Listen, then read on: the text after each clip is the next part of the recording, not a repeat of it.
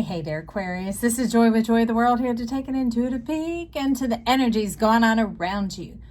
Glad to have you back here. Hey, I'm in a tight, confined space, so pardon me if I be rocking your world. But that seems to be okay, because I was doing the tea leaves on the last one, and do you see what is sitting right there? You're like, we happy as punch, and we're ready to be happier. So I love it, because under there, you're having me pull out, I see the star. And I see the heart. Oh my gosh. This is everything, y'all. The heart, great happiness, guaranteed success, love, deep affection, and caring, all with the happiness card. And you're talking about the things that are sitting up under there is like dog barking, advice from a friend, ladder, climbing towards success. And these are upside down. It's saying the one thing stuck under the happiness is I simply don't need to keep going to other people to get my idea of how to move forward in my life, how to have success, because it is personal and it's very specific to who you are. I like that, Aquarius. I definitely do. So let's get an animal assistance help coming on in with this happy heart, harp, and the star. It's like spring up the band, strike up the band, not spring it up. How do you spring up a band?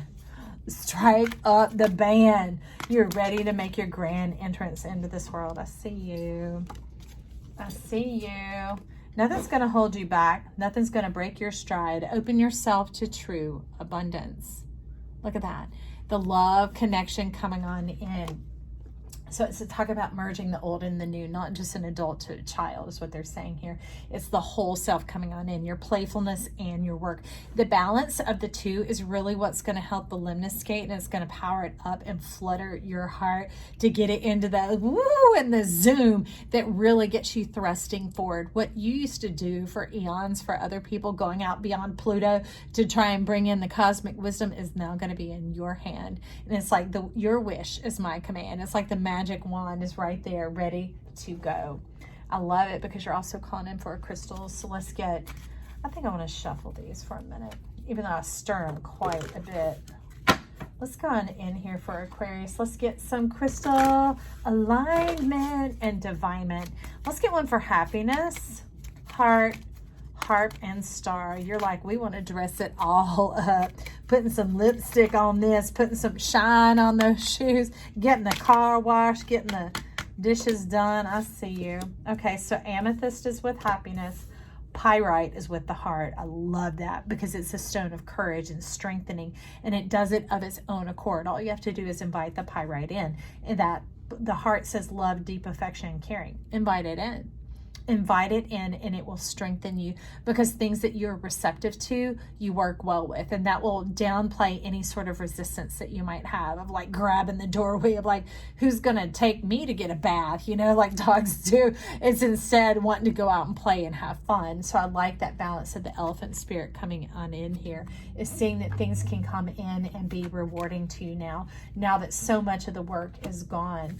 So with harp, we have two coming on in. We have red garnet and the support underneath. So this agate isn't just, it's not really the agate, it's talking about the shine within the garnet. And to see that, because a garnet can be quite a dark stone, to lean in and to look. To lean in and to look at your happiness, to examine your happiness. So I would say, after all of your comings and goings, and having been of service to the world and of uniqueness and divineness in other people's, is like sift and sort back through to refamiliarize yourself with what is you, and what is not you, set it to a side, put it out. It doesn't belong in your bedroom. That's kind of what they're saying here. And so then we also have labradorite coming in with the star, guaranteed success. So I love it, because labradorite has this sheen in the flash in so many colors. It's magical, it's mystical. Think of like a treasure island type of energy going on in there. So no more carrying the burdens of past mistakes or other people's problems, about generational anything else. You might want to check into the Libra read, because that had a bit of that going on in there. Also, I can tell you that blue and honey tiger's eye is very supportive to your energy, especially in the case of bringing in love. Now, these are ones that you might want to put around and about you. You might want to wear the pyrite, definitely. That would be a wearable piece, but when it's coming to things that you need to wear to hone your energy, that honey and blue tiger's eye could definitely assist. So I was trying to pick these up and this one stuck to the table. It was ready to come. So I'm seeing that we have daffodil fairy, new beginnings, and more than new beginnings, we're talking about victory. So not any ragged or torn endings, not things being disheveled or ramshackle or in a hurry. It's being able to consciously choose it. Like I have a sweet friend who said that they loved my hair when it was super short. You know, those couple of videos that popped in when I was still going through cancer treatment. And I said, yeah, I loved it too, but I was going to grow it out. So that way, if I do choose to go back to it, it's by choice, not by having lost something. So that's what we're talking about here. No more loss. This is things tidying and tying up, and you move on to the next big thing. I think I might get another one of those. I like the structure that you're using. Of course, you're doing it different than everybody else. But the daffodil fairy new beginnings is bridging the gap. It's bridging, uniting the forces of the heart, your happiness and your success. So it doesn't mean hard work. If we're talking about that, your happiness has to do with your divine nature. It has to do with your cellular nature, which you're made up of. So that means no stress, no striving. Okay, it's believing and going in that. Then I'll talk about this other one in a second. So, because I'm going to get the other one in to bridge together happiness in the heart. Let's bridge together happiness in the heart for Aquarius. Nope, they're wanting to stop right there. So you're in charge. I'm just the microphone. So the pyrite and the red garnet, the strengthening of the heart and the blood. You're talking about not just the system, but what flows through it. It's like curating what goes in your vessel. Like what you pour in your drink is up to you. I mean, any drink, I don't mean just alcohol. You're deciding what goes in your vessel, just like you decide what goes on your body, and being very specific about it. Remember that leaning in and checking into what is truly you. And it's not like with a squinty or a side eye, like, is there any fuggery afoot or anything like that? No, it really has to do with like feeling the percolation of what delights you, what inspires you. Okay, and with that, you're wanting to bring in some color support because underneath you're like, let's light it up. Let's bring it in. So let's get this color support about what's going on here for Aquarius. This strengthening of the heart, this rediscovering one's own, and you're saying intellectual happiness? Okay, so one that was still hanging out there, and I'll just have it in the background for a moment because I noticed it. But the ones that made their way definitely were magenta, connect to your deepest inner knowing. Say that twice, okay? Tangerine, be spontaneous and have fun. So it's that balance of the work, just meaning the application. This is not efforting work, okay? This is divine work. So it's where you put your attention is wherever the energy and the flow is going to go, and that juiciness and that divineness, the spontaneity and having fun. So it's almost like if you set your focus, then your juiciness can flow. All of that cosmic creative energy, all that power, because with you having gone beyond Pluto, you've gone beyond an earth power. You've broken all the limits and you've expanded your horizons, that you have access to any and everything at limitless possibilities. And whoo, my ear is getting loud with that. Whoa. Okay. Limitless possibilities, Aquarius. Okay. So underneath the pyrite and the garnet, there was this foggy bog and this patience. It's like, maybe having had blurred vision or double vision for so long because you were living a dual life, a double life, thus the blue and honey tiger's eye.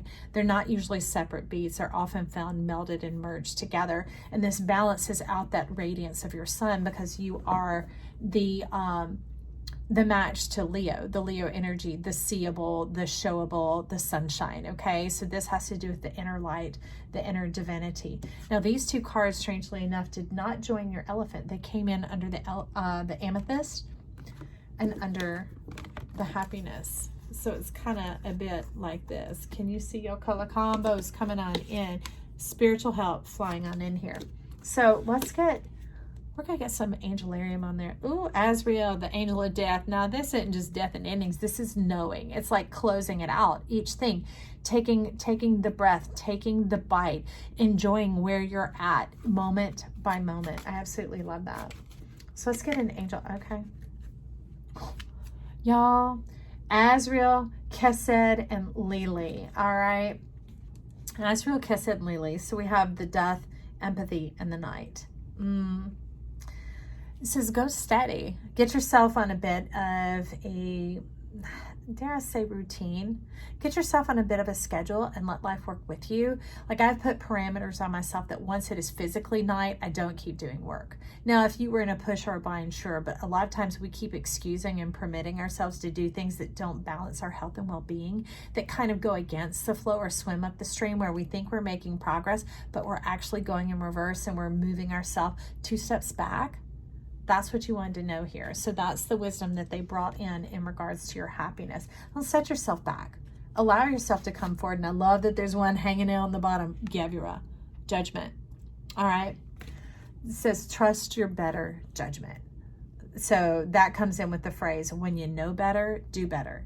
Don't say, I know I shouldn't, but. Well, you can say it, but when you hear it, go, hold up. All right, I got Azrael over here reading me and telling me, do you know what you just said? And I'm like, yes, I do. And they're like, do you know what you're about to do? And you're like, yes, I do. It says, are you going to do it? And you're like, no. Now, each of you know what that is for you, but just a little funny there going on. And now I'm going to want to peek and see what is in here. Okay, we have a star coming on in. So life is smiling on you with that. And then, and then the Knight of Pentacles. And that begins to help you. As much as you would think that is moving slowly, this is preparation. So it's not actually slow. Preparation is actually the longest part. When you think about painting, when you want to paint your house or your room, there's so much preparation that goes into it that if you take the actual steps and do it, the painting itself goes quickly. So it's not letting those things be daunting to you. Just know that they're a bit of the process. Just like by trade, I'm a massage therapist, and people think, oh, you make that much per hour? It's like, well, I have to do all the laundry, I have to prep all the work, I have to do all the paperwork, I have to record everything. It's a bit more than that. So say I did an hour, it takes me about an hour and a half worth of work, not to mention the time that has to lay over to allow for the next client to come. So all in all, 1 hour costs me about 2. So I have to know that planning and that preparation in order to how to meet it out or keep my mindset in a line with the reality part.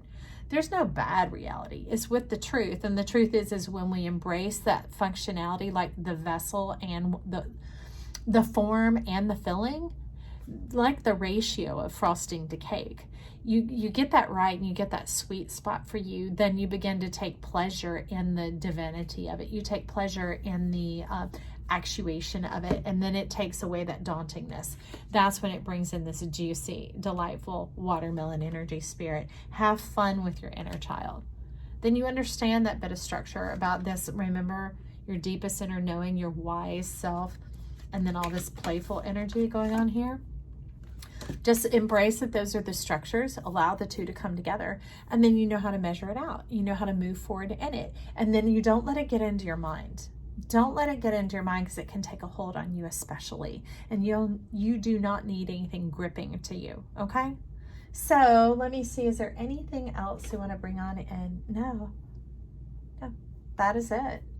That is it, Aquarius. You are always efficient and effective. And that's why they don't want anything sticking to you. They want you to delight yourself in who you are. I'm glad you're here at this channel. And if you liked it, you could click that like button down below. It is free and it helps us rise to the top. And you might also want to click the subscribe right down there and join this joy train. Jump on in here and get the environment report of what is going on around you to help you move swiftly forward into your big, bright, bold, beautiful life. I love you. You can check out the other reads too, because they're all eternal and we are the whole zodiac. Trust your spirit, trust yourself. All right. You can leave comments down below. I'd love to hear from you.